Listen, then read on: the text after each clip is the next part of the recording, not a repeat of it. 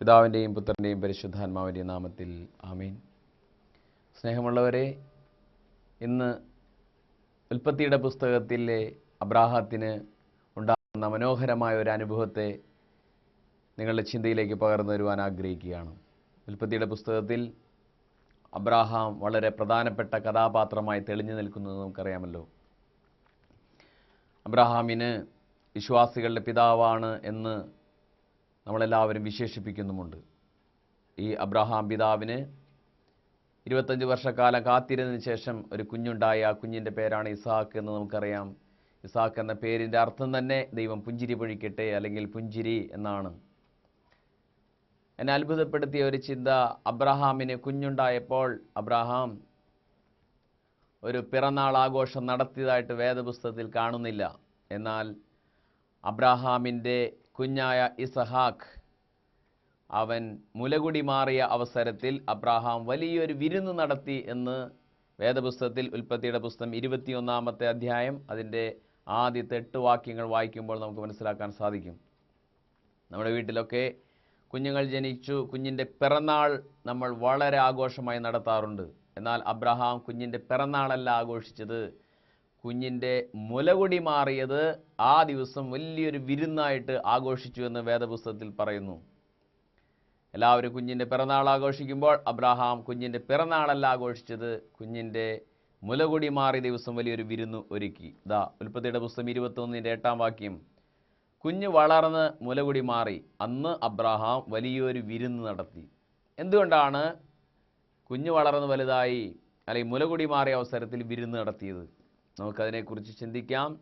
അതിനേക്കാൾ മുമ്പ് നമുക്ക് ഈ പുതുവത്സരത്തിൻ്റെ ഒരു ചിന്തയോട് ചേർത്ത് ഇതിനെ നമുക്ക് ധ്യാനിച്ചെടുക്കാൻ നമുക്ക് പരിശ്രമിക്കാം. എത്രയോ പുതുവർഷങ്ങൾ നമുക്ക് മുമ്പ് കടന്നുപോയിരിക്കുന്നു. ആ പുതുവർഷങ്ങളൊക്കെ ഇങ്ങനെ നാം വേണ്ടത്ര തരത്തിൽ ഓരോ ഡിസംബർ 31-ാം തീയതി രാത്രി പ്രാർത്ഥന യോഗങ്ങളും ആരാധനയുമായിട്ടൊക്കെ കാഴ്ച പുതുവർഷത്തെ നമ്മൾ വളരെ ആഘോഷപൂർവ്വം സ്വീകരിക്കും. കോലം കത്തിച്ചും പടക്കം പൊട്ടിച്ചും ഒക്കെ പുതുവർഷത്തെ സ്വീകരിക്കാറുണ്ട്. ഈ പുതുവർഷത്തെ പറ്റി ചിന്തിക്കുമ്പോൾ പുറപ്പാടിൻ്റെ പുസ്തകത്തിൽ 12-ാം അധ്യായത്തിലാണ് ഈ പുതുവത്സരത്തിൻ്റെ ഒരു ചിന്തയുടെ ഒരു വാക്യം ഞാൻ എടുക്കാൻ ആഗ്രഹിക്കുന്നത്. പുറപ്പാടിൻ്റെ പുസ്തകം 12-ാമത്തെ അധ്യായം അതിൻ്റെ 2-ാം വാക്യം. അവിടെ ഇങ്ങനെ പറയുന്നു, ഈ മാസം നിങ്ങൾക്ക് വർഷത്തിൻ്റെ ആദ്യ മാസമായിരിക്കണം. ഒന്നുകൂടെ വായിക്കാം, ഈ മാസം നിങ്ങൾക്ക് വർഷത്തിൻ്റെ ആദ്യ മാസമായിരിക്കണം. പുറപ്പാടിൻ്റെ പുസ്തകത്തിൽ 12-ന്റെ 2-ാം വാക്യമാണ്, ഈ മാസം വർഷത്തിൻ്റെ ആദ്യ മാസമായിരിക്കണം. നമുക്കറിയാം ഇന്നത്തെ കലണ്ടർ അനുസരിച്ച് വർഷത്തിൻ്റെ ആദ്യ മാസം ജാനുവരി മാസമാണ്. അങ്ങനെയാണെങ്കിൽ ഇവിടെ മോശയിലൂടെ ദൈവമായ കർത്താവ് പറയാണ് ഈ മാസം വർഷത്തിൻ്റെ ആദ്യ മാസമായിരിക്കണം. ഇതിനെക്കുറിച്ച് പഠിക്കാൻ ശ്രമിച്ചാൽ ആ മാസം ആബീബ് മാസം അല്ലെങ്കിൽ നീസാൻ മാസമായിരുന്നു എന്നാണ് പറയുന്നത്. ആബീബ് അല്ലെങ്കിൽ നീസാൻ മാസം. സത്യത്തിൽ അത് ആദ്യ മാസമായിരുന്നില്ല. ദൈവം ആ മാസത്തെ ആദ്യ മാസമാക്കി മാറ്റി. ഇന്നത്തെ രീതിയിൽ ചിന്തിച്ചാൽ വർഷത്തിൻ്റെ ആദ്യ മാസം ജാനുവരി പോലെ അവരുടെ മതപരമായിട്ടുള്ള ആ കലണ്ടറിലെ ആദ്യ മാസമായി ഈ ആബീബ് മാസത്തെ നീസാൻ മാസത്തെ ദൈവം മാറ്റി. എന്തുകൊണ്ട് ദൈവം അങ്ങനെ മാറ്റി എന്ന് നമുക്ക് ചിന്തിക്കാം. ഈ പുറപ്പാടിൻ്റെ പുസ്തകം 12-ാം അധ്യായം 2-ാം വാക്യത്തിന് താഴേക്ക് വായിക്കുമ്പോൾ നമുക്കറിയാം അവിടെ പെസഹായെക്കുറിച്ചാണ് പറയുന്നത്. പെസഹ അഥവാ പാസ് ഓവർ, ഇതിൻ്റെ അർത്ഥം കടന്നു പോകൽ. മിസ്രയീം ദേശത്തു നിന്ന് അഥവാ ഈജിപ്തിൽ നിന്ന് കനാൻ നാട്ടിലേക്ക് കടന്നുപോയ ആ അനുഭവം, ആ മാസമാണ് ആദ്യ മാസമായിട്ട് ആചരിക്കേണ്ടതെന്ന് സ്വർഗത്തിൽ നിന്ന് കർത്താവ് പറഞ്ഞിരിക്കുന്നു. പ്രിയപ്പെട്ടവർ, എന്താണ് അതിൻ്റെ അർത്ഥം? ഇസ്രായേൽ ജനം 430 വർഷം മിസ്രയീം ദേശത്ത് ഫറവോയുടെ അടിമത്തത്തിൽ കഷ്ടപ്പെട്ട് കണ്ണീരിൽ കുളിച്ചു കഴിഞ്ഞൊരു ജനമാണ്. അവരുടെ നിലവിളി സ്വർഗം കേട്ട് ദൈവം അവരെ രക്ഷിക്കുവാൻ ഒരു മോശയെ അവിടേക്ക് അയച്ച് 10ഓളം മഹാമാരികൾ അവിടെ അയച്ചു എന്ന് വേദപുസ്തകം പുറപ്പാടിൻ്റെ ചരിത്രം നമ്മെ പഠിപ്പിക്കുന്നുണ്ട്. എന്നിട്ടും ഫറവോയുടെ ഹൃദയം കഠിനമായി എന്നല്ലാതെ ഇസ്രായേൽ ജനത്തെ വിട്ടില്ല. എന്നാൽ ദൈവം ഒരുക്കിയ പദ്ധതി ഇതായിരുന്നു. ഇസ്രായേൽ ജനത്തോട് പറഞ്ഞു, നിങ്ങൾ ഒരു ആട്ടിൻകുട്ടിയെ കരുതി വയ്ക്കണം. ആ ആട്ടിൻകുട്ടിക്ക് 3 പ്രത്യേകതകൾ ഉണ്ടായിരിക്കണം. ഒന്ന്, ആ ആട്ടിൻകുട്ടി ഊനമറ്റ ആടായിരിക്കണം, യാതൊരു കുറവുമില്ലാത്ത ആടായിരിക്കണം, ഊനമറ്റ ആട്ടിൻകുട്ടി. 2, 1 വയസ്സുള്ള ഒരു ആട്ടിൻകുട്ടിയായിരിക്കണം, 1 വയസ്സുള്ള ആട്ടിൻകുട്ടി. 3, ഒരു മുട്ടാടായിരിക്കണം. ഒരു ആണാടായിരിക്കണം. ഈ ഇങ്ങനെ 3 പ്രത്യേകതയുള്ള ഒരാട്ടിൻകുട്ടിയെ ഇസ്രായേൽ ജനം എല്ലാവരും വീട്ടിൽ കരുതി വയ്ക്കണം. എന്നിട്ടോ അന്ന് സന്ധ്യയ്ക്ക് അതിനെ കൊല്ലണം. എന്നിട്ടോ അതിൻ്റെ രക്തം വീടിൻ്റെ കട്ടിളപ്പടിയിൽ മുകളിലും വശങ്ങളിലും തേക്കണം. എന്തിനു വേണ്ടിയിട്ടാണ്? അന്ന് സംഹാരദൂതൻ കടന്നു വരും. സ്വർഗത്തിൽ നിന്ന് സംഹാരദൂതൻ കടന്നു വന്നിട്ടോ ഈ രക്തം കാണാത്ത എല്ലാ വീടുകളിലും കയറി അവിടുത്തെ മൃഗങ്ങളുടെ കടിഞ്ഞൂൽ മുതൽ ദാസിദാസന്മാരുടെ കടിഞ്ഞൂൽ മുതൽ അങ്ങ് കൊട്ടാരത്തിലിരിക്കുന്ന ഫറവോയുടെ മകനെ വരെ കൊല്ലും. രക്തം കാണാത്ത വീടുകളിൽ ഈ സംഹാരദൂതൻ കയറി അവരെ സംഹരിക്കും. അങ്ങനെ സംഹരിച്ച ആ മാസമായിരിക്കണം നിങ്ങളുടെ ആദ്യ മാസം എന്നാണ് പറഞ്ഞിരിക്കുന്നത്. വലിയ നിഗൂഢമായൊരർത്ഥം ദൈവം അതിൽ ഒളിപ്പിച്ചു വെച്ചിട്ടുണ്ട് പ്രിയപ്പെട്ടവരെ. സ്വർഗം അതിൻ്റെ ഉള്ളിൽ വലിയൊരു ചിന്ത ഒളിപ്പിച്ചു വെച്ചിരിക്കുന്നു. എന്താണ് അതിൻ്റെ അർത്ഥം? ഇങ്ങനെ ഈ കുഞ്ഞാടിൻ്റെ രക്തം കണ്ട് അതിലേക്ക് സംഹാരദൂതൻ കയറുകയില്ല. കാരണം അത് ഇസ്രായേൽ ജനത്തിൻ്റെ ഭവനമാണ്. ഇസ്രായേൽ ജനത്തിൻ്റെ ഭവനത്തെ ഈ രക്തം കണ്ടാലാണോ ദൈവത്തിന് മനസ്സിലാകൂ? അല്ലാതെ ദൈവത്തിന് മനസ്സിലാകുകയില്ല. ദൈവത്തിന് ഉറപ്പായിട്ട് മനസ്സിലാകാം. നമ്മുടെ തലമുടിയിഴ പോലും എണ്ണപ്പെട്ടിരിക്കുന്നു എന്നാണ് സുവിശേഷം പറയുന്നത്. നിന്റെ ചിന്ത പോലും എനിക്ക് അജ്ഞാതമല്ല എന്ന് ദൈവം പറയുന്നു. 139 സങ്കീർത്തനത്തിൽ പറയുന്നത് നിന്റെ ഇരിപ്പും കിടപ്പും നടപ്പും ഒക്കെ പരിശോധിച്ചറിയുന്നു. ആ ദൈവത്തിന് അല്ലെങ്കിൽ ദൈവദൂതന് ഈ രക്തം കണ്ടാൽ മാത്രമേ ആ വീട് ഇസ്രായേൽ ജനത്തിൻ്റെ ഭവനമാണെന്ന് മനസ്സിലാകൂ. അതല്ല, അത് ഒരു പ്രതീകം മാത്രമാണ്. എന്താണ് പ്രതീകം? ഏറെ വർഷങ്ങൾക്ക് ശേഷം കൊല്ലപ്പെടാനിരിക്കുന്ന ക്രിസ്തുവിൻ്റെ രക്തത്തിൻ്റെ പ്രതീകമാണ് ഈ കുഞ്ഞാട്. ആ രക്തം കണ്ടാൽ മനസ്സിലാക്കിക്കോണം, ഇത് വീണ്ടെടുപ്പിൻ്റെ പ്രതീകമാണ്. ഇസ്രായേൽ ജനത്തെ വീണ്ടെടുക്കാൻ പോകുന്ന അല്ലെങ്കിൽ ദൈവജനത്തെ വീണ്ടെടുക്കാൻ പോകുന്ന ക്രിസ്തുവിൻ്റെ രക്തത്തിൻ്റെ ഒരു പ്രതീകം മാത്രമാണത്. പ്രിയപ്പെട്ടവരെ, സംഹാരദൂതൻ കടന്നുചെന്ന് മിസ്രൈം ദേശത്തെ ആളുകളുടെയും മൃഗങ്ങളുടെയും രാജാവിൻ്റെ കുഞ്ഞിനെ വരെ ആദിജാതന്മാരെ വധിച്ചു കഴിഞ്ഞപ്പോൾ ഫറവോ പറഞ്ഞു, ഇസ്രായേൽ ജനത്തോട് പോയിക്കൊള്ളാൻ പറഞ്ഞു. ഇസ്രായേൽ ജനം മിസ്രൈം ദേശക്കാരെ കൊള്ളയടിക്കുന്നു. അവരുടെ ആഭരണങ്ങളൊക്കെ കടം ചോദിച്ചു വാങ്ങി അവിടുന്ന് അവർ ഈജിപ്തിനെ കൊള്ളയടിച്ചുകൊണ്ട് കനാൻ നാട്ടിലേക്ക് പോകുന്ന ഒരു ചലിക്കുന്ന പട്ടണമായിട്ട് അവർ അങ്ങനെ പോവുകയാണ്. ലക്ഷക്കണക്കിന് ആളുകൾ ദൈവത്തിന് കീർത്തനം പാടി മിസ്രൈം ദേശത്ത് അഥവാ ഈജിപ്തിൽ നിന്ന് കനാൻ നാട്ടിലേക്ക് പോകുന്നു. അങ്ങനെ വിമോചനം സാധിച്ച ആ ദിവസമാണ് ന്യൂ ഇയർ എന്ന് പറയുന്നത്. പ്രിയപ്പെട്ടവരെ, അതാണ് വർഷത്തിൻ്റെ ആദ്യ മാസമായിരിക്കേണ്ടത്. നീ ഈ വർഷത്തിൻ്റെ ആദ്യ മാസത്തിലും അല്ലെങ്കിൽ ആദ്യ ദിവസത്തിലും കഴിഞ്ഞേറെ വർഷങ്ങളായി പ്രാർത്ഥന യോഗത്തിന് പോകുന്ന ആളാണ്. പല ആരാധനയിലും വിശുദ്ധ കുർബാനയിലൊക്കെ പങ്കെടുക്കുകയാണ്. എന്നാൽ നിനക്ക് വീണ്ടെടുപ്പ് നടന്നിട്ടില്ലെങ്കിൽ, ക്രിസ്തുവിലൂടെ നീ വിമോചിതനായിട്ടില്ലെങ്കിൽ, ആ പാപത്തിൻ്റെ അടിമത്തത്തിൽ നിന്ന് ഒരു സ്വർഗീയ അനുഭവത്തിലേക്ക് ക്രിസ്തുവിൻ്റെ ക്രൂശ് മരണം മൂലം നിനക്ക് വിമോചനം കിട്ടിയിട്ടില്ലെങ്കിൽ നിനക്ക് ന്യൂ ഇയർ ഇല്ല. 2011 എന്ന വർഷം നീ സ്വീകരിച്ചിട്ടുണ്ടാവാം, അതിൽ കഥയില്ല. പ്രിയപ്പെട്ടവരെ, ഈ മാസം നിങ്ങൾക്ക് വർഷത്തിൻ്റെ ആദ്യ മാസമാകണമെന്ന് പറയുമ്പോൾ വീണ്ടെടുപ്പ് സാധിച്ചവരെ സംബന്ധിച്ചാണ് അത് എഴുതി വച്ചിരിക്കുന്നത്. അഥവാ യേശു ക്രിസ്തു ക്രൂശിൽ മരിച്ച് ആ മരണത്തിൻ്റെ യോഗ്യതയാൽ ഒരു വീണ്ടെടുക്കപ്പെട്ട അനുഭവം, പാപത്തിൻ്റെ അടിമത്തത്തിൽ നിന്ന് ഏത് തഴക്കദോഷങ്ങളാണെങ്കിലും അതിൻ്റെ അടിമത്തത്തിൽ നിന്ന് ഒരു വീണ്ടെടുക്കപ്പെട്ട അനുഭവം നിനക്കുണ്ടായിട്ടുണ്ടെങ്കിൽ സത്യത്തിൽ നിനക്ക് ന്യൂ ഇയർ ഉണ്ട്. അങ്ങനെ ഒരു പുതുവർഷം സ്വീകരിച്ച വ്യക്തിയാണോ നീ? ആണെങ്കിൽ സത്യത്തിൽ ശരിയായ തരത്തിൽ നിനക്ക് ഒരു ന്യൂ ഇയർ അനുഭവം ഉണ്ടാവും. ഒരു പുതുവർഷം നീ കർത്താവ് ദാനമായിട്ട് നിനക്ക് തരുന്നു. നിൻ്റെ ആയുസ്സിൽ ഒരു ദിവസം കൂടി എണ്ണപ്പെട്ടിരിക്കുന്നു, അല്ലെങ്കിൽ ഒരു വർഷം കൂടി ദൈവം തന്നിരിക്കുന്നു എന്ന് ദൈവാനുഭവത്തിൽ നിറഞ്ഞ് പാടാനും പ്രാർത്ഥിക്കാനും സാധിക്കും. അല്ല എങ്കിൽ ഈ വർഷവും ഇങ്ങനെ കടന്നു പോകും. പ്രിയപ്പെട്ടവരെ, പല ന്യൂ ഇയറുകളും ഇങ്ങനെ കടന്നു പോകും വീണ്ടെടുപ്പിൻ്റെ അനുഭവമില്ലാതെ. അപ്പോൾ ഇസ്രായേൽ ജനത്തിന് ആബീബ് മാസം അഥവാ നീസാൻ മാസം, ഈ മാസം വർഷത്തിൻ്റെ ആദ്യ മാസമായിരിക്കണം എന്ന് പറയാൻ കാരണം വീണ്ടെടുപ്പാണ്. ഒരുവൻ അടിമത്തത്തിൽ നിന്ന് വിമോചിക്കപ്പെട്ട അനുഭവം കിട്ടിയിട്ടുണ്ടെങ്കിൽ അതാണ് പുതുവർഷം, അതാണ് അയാളുടെ ആയുസ്സിൻ്റെ ദിനത്തിലെ ആദ്യ വർഷമായിട്ട് ദൈവം എണ്ണുന്നത്, ആദ്യ വർഷത്തിൻ്റെ ആദ്യ മാസമായിട്ട് എണ്ണുന്നത് അതാണ്. അല്ലാതെ അപ്പോൾ സത്യത്തിൽ അത് ജാനുവരി ആയിരിക്കണം എന്നില്ല, ഒരുപക്ഷെ വേറെ ചില മാസങ്ങളായിരിക്കും. ഏത് നിമിഷമാണ് നിനക്ക് ആ വീണ്ടെടുപ്പിൻ്റെ അനുഭവം ഉണ്ടാകുന്നത്, പാപത്തിൻ്റെ അടിമത്തത്തിൽ വീണ്ടെടുപ്പിൻ്റെ അനുഭവം ഉണ്ടാകുന്നത്, അന്നാണ് നിനക്ക് ന്യൂ ഇയർ ആകുന്നുള്ളൂ. പ്രിയപ്പെട്ടവരെ, അങ്ങനെ ഒരു ന്യൂ ഇയറിൻ്റെ അനുഭവം നിനക്കുണ്ടായിട്ടുണ്ടോ? ഉണ്ടായിട്ടില്ലെങ്കിൽ കർത്താവിൻ്റെ തിരുമുമ്പിൽ നീ ഇരിക്കണം. കർത്താവേ, നീ എനിക്ക് വീണ്ടെടുപ്പിൻ്റെ ശുശ്രൂഷ 2010 കൊല്ലം മുമ്പ് നീ ചെയ്തിരിക്കുന്നു, കാൽവരിയിൽ ചെയ്തിരിക്കുന്നു. എന്നിട്ടും എനിക്ക് ആ ക്രിസ്തുവിനോട് ആ വീണ്ടെടുക്കപ്പെട്ട എനിക്ക് ആ അനുഭവം വന്നിട്ടുണ്ടോ? ആ അനുഭവം വന്നിട്ടുണ്ടെങ്കിൽ നീ ക്രിസ്തുവിൽ ജീവിക്കുന്ന ആളായിരിക്കും, ക്രിസ്തുവിനോടുകൂടെ ബന്ധപ്പെട്ട് ജീവിക്കുന്ന ആളായിരിക്കും. അല്ലെങ്കിൽ ഒരു ന്യൂ ഇയറിൻ്റെ അനുഭവം ഉണ്ടാവുകയില്ല. ഇതാണ് ഈ പ്രസംഗത്തിൻ്റെ ആദ്യ ഭാഗത്തിൽ എനിക്ക് നിങ്ങളോട് പറയാനുള്ളത്.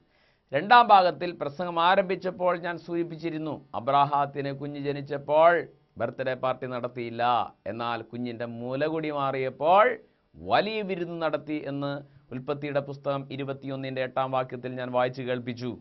ബർത്ത്ഡേ ആഘോഷം നടത്താതെ മുലകുടി മാറിയപ്പോൾ വലിയൊരു ആഘോഷം. നമ്മുടെ നാട്ടിലൊന്നും ഇങ്ങനെ ഒരു വിശേഷം കണ്ടിട്ടില്ല. ഒരുപക്ഷെ അബ്രാഹത്തിൻ്റെ കാലഘട്ടത്തിൽ അങ്ങനെ ആയിരിക്കാം, മുലകുടി മാറിയപ്പോൾ വിരുന്ന് നടത്തുക. എന്നാൽ പുതിയ നിയമത്തിൻ്റെ കണ്ണിലൂടെ നോക്കിയാൽ അതിന് വലിയൊരു ആത്മീയ അർത്ഥമുണ്ട്. എന്താണ് പുതിയ നിയമത്തിൻ്റെ കണ്ണിലൂടെ നോക്കുമ്പോൾ കാണാൻ സാധിക്കുന്നത്? മുല കുടിക്കുക എന്ന് പറഞ്ഞാൽ, പാല് കുടിക്കുക എന്ന് പറഞ്ഞാൽ ഒരു കുഞ്ഞിൻ്റെ വളർച്ചയ്ക്ക് ഏറ്റവും പോഷകമായിട്ടുള്ള ആഹാരമാണ് അമ്മയുടെ ബ്രസ്റ്റ് ഫീഡിൽ നിന്നും ഒരു കുട്ടിക്ക് കിട്ടുന്നത്. എന്നാൽ ഈ പാല് കുടിയെക്കുറിച്ച് വേദപുസ്തകം എന്താണ് പറയുന്നത്? വേദപുസ്തകത്തിൽ പത്രോസ് എഴുതിയ 1-ാം ലേഖനത്തിൽ 2-ാമത്തെ അധ്യായത്തിൽ ഈ പാല് കുടിക്കുന്ന ആ വളർച്ചയിലേക്ക് വളർന്നു വരേണ്ടതിന് എന്ത് ചെയ്യണമെന്ന് പത്രോസ് പറയുന്നു. ഞാനൊന്ന് വായിക്കാം ആ വാക്യം. പത്രോസ് എഴുതിയ 1-ാം ലേഖനം 2-ാം അധ്യായത്തിൽ പറയുന്നു, നിങ്ങൾ എല്ലാ തിന്മയും വഞ്ചനയും കാപട്യവും അസൂയയും അപവാദവും ഉപേക്ഷിക്കുവിൻ. ഈ തിന്മകളൊക്കെ ഉപേക്ഷിക്കുക, എല്ലാ തിന്മകളും ഉപേക്ഷിക്കുവിൻ. എന്നിട്ടോ നീ രക്ഷയിലേക്ക് വളർന്നു വരേണ്ടതിന് പരിശുദ്ധവും ആത്മീയവുമായ പാലിനു വേണ്ടി ഇളം പൈതങ്ങളെ പോലെ ദാഹിക്കുവിൻ. അപ്പം തിന്മകളൊക്കെ ഉപേക്ഷിക്കുക, ഈ പാൽ കുടിക്കാൻ ദാഹിക്കുക എന്നാണ് പറയുന്നത് പത്രോസ്ലീഹ. പ്രിയപ്പെട്ടവരെ, ഞാൻ സൂചിപ്പിച്ചു, വീണ്ടെടുക്കപ്പെട്ട ഒരു ദൈവമകൻ അല്ലെങ്കിൽ ഈജിപ്തിൻ്റെ അടിമത്തത്തിൽ നിന്ന് വീണ്ടെടുക്കപ്പെട്ട പോലെ ക്രിസ്തുവിനാൽ വീണ്ടെടുക്കപ്പെട്ട ആൾ വീണ്ടും ജനിച്ചിരിക്കുകയാണ്. അങ്ങനെ വീണ്ടും ജനിച്ച ആൾ ചിലപ്പോൾ ഒരു 50 വയസ്സുള്ള ആളായിരിക്കാം, 60 വയസ്സുള്ള ആളായിരിക്കാം. അപ്പോൾ അയാൾക്ക് വീണ്ടും ജന്മം സാധിച്ച് സത്യത്തിൽ ആത്മീയമായൊരു ശിശുവാണ് അപ്പോൾ അയാൾ. അപ്പോൾ വീണ്ടെടുക്കപ്പെട്ട ആൾ ഒരു ശിശുവാണ്. ആ ശിശു എന്ത് ചെയ്യണം? പാൽ കുടിക്കണം. എന്ത് പാൽ? ദൈവവചനമാകുന്ന പാൽ. അങ്ങനെ മാനസാന്തര അനുഭവത്തിലേക്ക് വന്നൊരു വ്യക്തി ആദ്യം ചെയ്യേണ്ടത് ദൈവവചനമാകുന്ന ആ പാല് കുടിക്കുക എന്നുള്ളതാണ് എന്നാണ് പറയുന്നത്. പാല് കുടിക്കണമെങ്കിലോ ആ തിന്മകളൊക്കെ ഉപേക്ഷിക്കണം. വീണ്ടും ജന്മം നടന്നപ്പോൾ തിന്മയെല്ലാം വിട്ടുപോയിരിക്കുന്നു. ആ തിന്മ വിട്ടുപോയ ആൾ പിന്നെ വളർന്നു വരേണ്ടതിന് ഈ പാല് കുടിക്കണം. രക്ഷയിലേക്ക് വളർന്നു വരേണ്ടതിന് നിങ്ങൾ പരിശുദ്ധവും ആത്മീയവുമായ പാലിനു വേണ്ടി ഇളം പൈതങ്ങളെ പോലെ ദാഹിക്കുവിനെന്ന് പറയുന്നു. അപ്പോൾ പാൽ എന്ന് പറയുന്നത് വളർന്നു വരുവാൻ ഒരു കുട്ടിക്ക് വേണ്ട പോഷകാഹാരമാണ്. എന്നതുപോലെ ആത്മീയതയിൽ വീണ്ടും ജന്മം പ്രാപിച്ച അയാൾ വളർന്നു വരേണ്ടതിന് ഈ ദൈവവചനമാകുന്ന പാല് കുടിക്കണം. എന്നാൽ ഈ പാല് കുടിച്ചുകൊണ്ട് മാത്രം ഇരുന്നാൽ മതിയോ? ഒരു കട്ടിയുള്ള ആഹാരത്തിലേക്ക് വരണ്ടേ? അബ്രാഹാം തൻ്റെ കുഞ്ഞിൻ്റെ മുലകുടി മാറിയപ്പോൾ വിരുന്ന് നടത്തിയെന്നാണ് പറഞ്ഞത്. ഇപ്പോൾ മുലകുടി മാറി എന്ന് പറഞ്ഞാൽ കുട്ടി കട്ടിയുള്ള ആഹാരം കഴിക്കാൻ തുടങ്ങിയെന്നർത്ഥം. അല്പം കട്ടിയുള്ള ആഹാരത്തിലേക്ക് കുട്ടിയെ കൂടുതൽ പോഷകാംശം നിറഞ്ഞ ശാരീരികമായിട്ടുള്ള വളർച്ച കുട്ടിക്ക് കിട്ടത്തക്ക വിധത്തിലുള്ള കട്ടിയുള്ള ആഹാരം കഴിക്കാൻ തുടങ്ങി. ആത്മീയമായ രീതിയിലും ഇങ്ങനെ തന്നെയാണ്. ആത്മീയതയിലും ഒരു കട്ടിയുള്ള ആഹാരത്തിൻ്റെ അവസ്ഥയിലേക്ക് മാറണം എന്ന് പൗലോസ് അപ്പോസ്തലനാണ് അത് പറയുന്നത്. എവിടെയാണ് പൗലോസ് അപ്പോസ്തലൻ പറയുന്നത്? കൊരിന്ത്യർക്ക് എഴുതിയ 1-ാം ലേഖനത്തിൽ 3-ാമത്തെ അധ്യായത്തിൽ ഇതിനെക്കുറിച്ച് പൗലോസ് അപ്പോസ്തലൻ പറയുന്നു. നിങ്ങൾ കട്ടിയുള്ള ആഹാരം കഴിക്കണമെന്നാണ് പറയുന്നത്. കട്ടിയുള്ള ആഹാരം. വളരെയധികം കാലങ്ങളായി ചില ആളുകൾ മനസാന്തര അനുഭവത്തിലേക്ക് വന്നിട്ട്, പക്ഷേ ഇപ്പോഴും കട്ടിയുള്ള ആഹാരം കഴിച്ചു തുടങ്ങിയിട്ടില്ല. ഇതാ വേദപുസ്തകം കൊരിന്ത്യർക്ക് എഴുതിയ 1-ാം ലേഖനം 3-ൽ പറയുന്നു, സഹോദരരെ, എനിക്ക് നിങ്ങളോട് ആത്മീയ മനുഷ്യനോട് എന്നതുപോലെ സംസാരിക്കാൻ സാധിച്ചില്ല.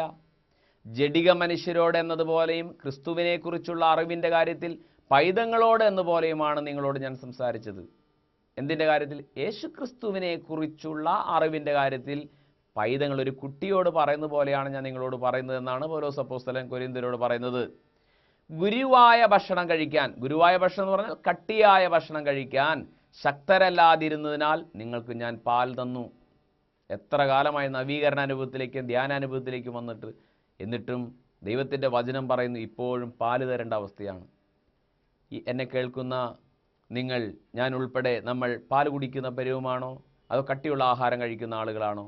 വേദപുസ്തകം പറയുന്നു, അത് തെളിയിക്കുകയാണ് വേദപുസ്തകം. എന്തെന്നാൽ നിങ്ങളിപ്പോഴും ജഡിക മനുഷ്യർ തന്നെ. നിങ്ങളുടെ ഇടയിൽ അസൂയയും തർക്കങ്ങളും നിലനിൽക്കുമ്പോൾ നിങ്ങൾ ജഡികരും സാധാരണക്കാരുമല്ലേ?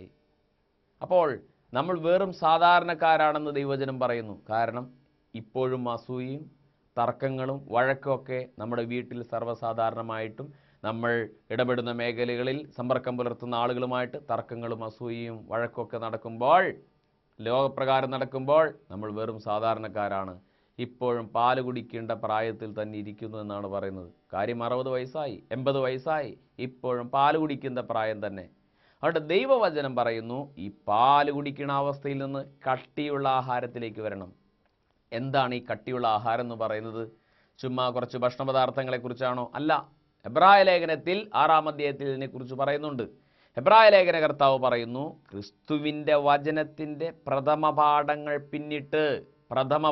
പിന്നിട്ട് ആദിപടിയായിട്ടുള്ള ചില പഠനങ്ങളുണ്ട്. ആ പാഠങ്ങൾ പിന്നിട്ട് നമുക്ക് കൂടുതൽ ആഴമായവ പഠിക്കണമെന്നാണ് പറയുന്നത്. എന്നും ഒരു പഠനത്തിൻ്റെ അവസ്ഥയിലേക്ക് നീങ്ങണം എന്ന് എബ്രായ ലേഖന കർത്താവ് പറയുന്നു. എബ്രായ ലേഖനം 6:1 മുതൽ വാക്യം. അതിനാൽ ക്രിസ്തുവിൻ്റെ വചനത്തിൻ്റെ പ്രഥമ പാഠങ്ങൾ പിന്നിട്ട് നമുക്ക് പക്വതയിലേക്ക് വളരാം.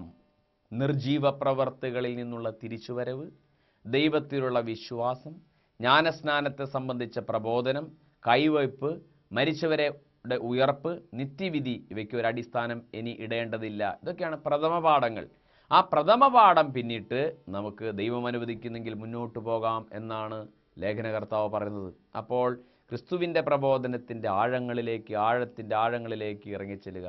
യേശുമ്പുരാൻ പത്രോസിനോട് പറഞ്ഞ പോലെ ആഴത്തിലേക്ക് നീക്കി വലയിറക്കുക. അങ്ങനെ ദൈവാനുഭവത്തിൻ്റെ ആഴങ്ങളിലേക്ക്, ഈ ഉപരിപ്ലവമായി നിന്നിട്ട് കാര്യമില്ല, ആഴങ്ങളിലേക്ക്, ക്രിസ്തുവിൻ്റെ പ്രബോധനത്തിൻ്റെ വചനത്തിൻ്റെ ആഴങ്ങളിലേക്ക് ഇറങ്ങിച്ചെല്ലുവാൻ ദൈവം നമ്മോട് ആഹ്വാനം ചെയ്യുകയാണ്. അപ്പോൾ ഞാൻ സൂചിപ്പിച്ചു വന്നത്, പ്രിയപ്പെട്ടവരെ, ഈ മാസം നിങ്ങൾക്ക് വർഷത്തിൻ്റെ ആദ്യ മാസമായിരിക്കും. ഏത് മാസം? ജാനുവരിയെക്കുറിച്ചല്ല.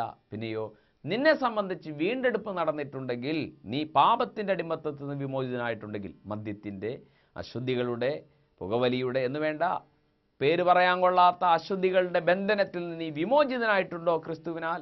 ഉണ്ടെങ്കിൽ നിനക്ക് ന്യൂ ഇയർ അനുഭവത്തിലൂടെ നീ കടന്നുപോയ ആളാണ്. അതുകൊണ്ട് നിൻ്റെ ഈ ന്യൂ ഇയറിൻ്റെ പ്രാർത്ഥനകളൊക്കെ അർത്ഥപൂർണമായിരിക്കും.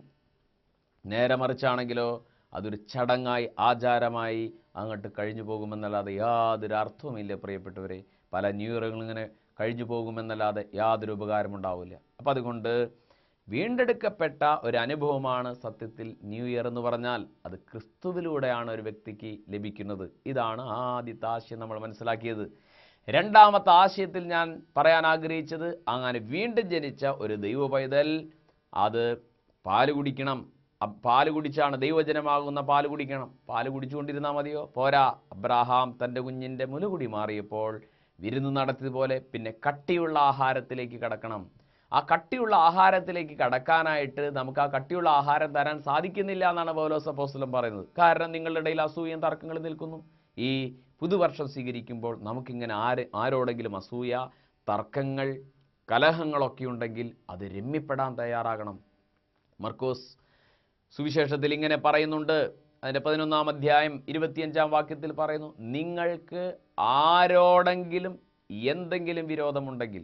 സത്യത്തിൽ അതങ്ങനെ വായിച്ചു കഴിഞ്ഞാൽ നമുക്കൊരു അർത്ഥം കിട്ടില്ല. പക്ഷെ ആ ആരോടെങ്കിലും എന്നുള്ളത് ഒന്നുകൂടെ വേറെ തരത്തിലൊന്ന് വായിച്ചെടുക്കാൻ ശ്രമിക്കാം. നിങ്ങൾക്ക് ആരോടെങ്കിലും, ഒന്ന് നീട്ടി വായിച്ചു നോക്കിയാൽ ആരോടെങ്കിലും. അപ്പം നമ്മുടെ മനസ്സ് നമ്മുടെ വീട്ടിലേക്കും ജോലി സ്ഥലത്തിലേക്കും കോളേജിലേക്കും നമ്മുടെ സഹപ്രവർത്തനത്തിലേക്കും ചെല്ലും. നിങ്ങൾക്ക് ആരോടെങ്കിലും എന്തെങ്കിലും വിരോധമുണ്ടെങ്കിൽ, നിങ്ങൾക്ക് ആരോടെങ്കിലും എന്തെങ്കിലും വിരോധമുണ്ടെങ്കിൽ അത് ക്ഷമിക്കുവിൻ. അങ്ങനെ ഒരു ജഡിക മനുഷ്യൻ്റെ അവസ്ഥയിൽ നിന്ന് ഒരു ആത്മീയ മനുഷ്യൻ്റെ അവസ്ഥയിലേക്ക് വരൂ. അപ്പോഴാണ് നിങ്ങൾക്ക് ഈ ദൈവജനമാകുന്ന പാല് രുചിക്കുകയുള്ളൂ. പത്രോസ്ലീഹ പറഞ്ഞതുപോലെ എല്ലാ തിന്മയും ഉപേക്ഷിച്ച് ഈ പാല് കുടിക്കുവിൻ. തിന്മ ഉപേക്ഷിക്കാതെ ഈ പാല് കുടിച്ചാൽ അത് ഒരു നമ്മുടെ ജീവിതത്തിൽ ഒരു സുഖകരമായ അനുഭവം ഉണ്ടാവുകയില്ല. തിന്മ ഉപേക്ഷിക്കാതെ ഈ ദൈവജനമാകുന്ന പാല് കുടിച്ചിട്ട് കാര്യമില്ല. തുരുത്തി മാറാതെ പുതുവീഞ്ഞൊഴിച്ചു വെച്ചിട്ട് കാര്യമില്ല. പഴയ തുരുത്തിയിൽ പുതുവീഞ്ഞൊഴിച്ചു വെച്ചാൽ തുരുത്തി പൊട്ടിപ്പോവും, അല്ലെങ്കിൽ തോൽക്കുടം പൊളിഞ്ഞു പോവും. അതുകൊണ്ട് തോൽക്കുടം പുതിയ തോൽക്കുടമായിരിക്കണം. നാം പുതിയ മനുഷ്യനായിരിക്കണം. അപ്പോഴാണ് ക്രിസ്തുവിൻ്റെ പ്രബോധനമാകുന്ന പുതിയ വീഞ്ഞ്. ക്രിസ്തുവിൻ്റെ പ്രബോധനം എന്താ? ഞാൻ നിങ്ങളെ സ്നേഹിച്ചു പോലെ നിങ്ങൾ പരസ്പരം സ്നേഹിക്കുവിൻ. ആ പുതുവീഞ്ഞാണ് പുതിയ തോൽക്കുടത്തിൽ വെക്കേണ്ടത്. ഞാൻ പഴയ മനുഷ്യനായിട്ട് പുതിയ പ്രബോധനം നിറച്ചാൽ തുരുത്തി പൊട്ടും, നമ്മുടെ ജീവിതം അർത്ഥമില്ലാതായി തീരും. അതുകൊണ്ട് ഒരു നല്ല പുതുവർഷം ആശംസിക്കുന്നു. ഈ പുതുവർഷത്തിൽ ഒരു വീണ്ടെടുക്കപ്പെട്ട അനുഭവം ഉണ്ടാകണം. ദൈവജനമാകുന്ന പാല് കുടിക്കണം. കട്ടിയുള്ള ആഹാരത്തിലേക്ക് പോകണം. അങ്ങനെ ദൈവജനത്തിൻ്റെ ആഴങ്ങളിലേക്ക് പോയി നല്ലൊരു ആത്മീയ മനുഷ്യനായിട്ട് ജീവിക്കാനിട വരട്ടെ. നമുക്കതിനുവേണ്ടി പ്രാർത്ഥിക്കാം.